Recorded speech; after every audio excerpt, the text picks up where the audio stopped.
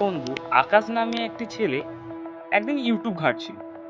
YouTube ঘাঁটতে আপনারাও কখনো দেখে থাকবেন যে কখনো কখনো ড্রামার একটা অ্যাড দেখায়।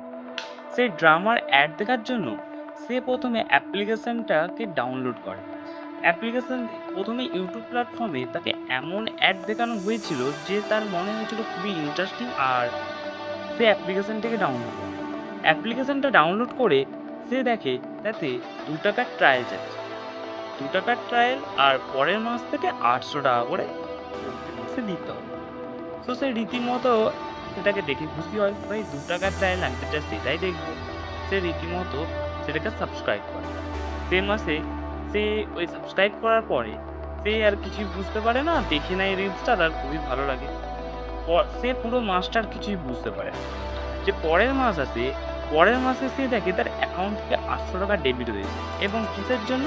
ওই যে সিকো অ্যাপ্লিকেশন, সেই অ্যাপ্লিকেশনটাতে সাবস্ক্রিপশন হচ্ছে। কিন্তু তার মাথায় এটা ঢুকে না যে কিভাবে সাবস্ক্রিপশন। ঠিক এই ঘটনাটা আপনাদের সাথেও ঘটতে পারে।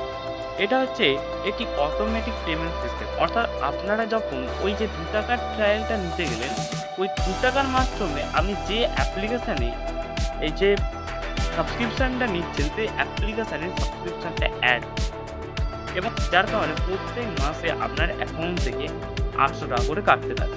তো ঠিক এই কারণেই একটি ভিডিও আমি লঞ্চ করছি, যাতে আপনারা বুঝতে পারেন যে এই ধরনের সাবস্ক্রিপশন নেওয়ার পরে আপনার কি করা উচিত, যাতে পরের মাস থেকে টাকা না কাটে।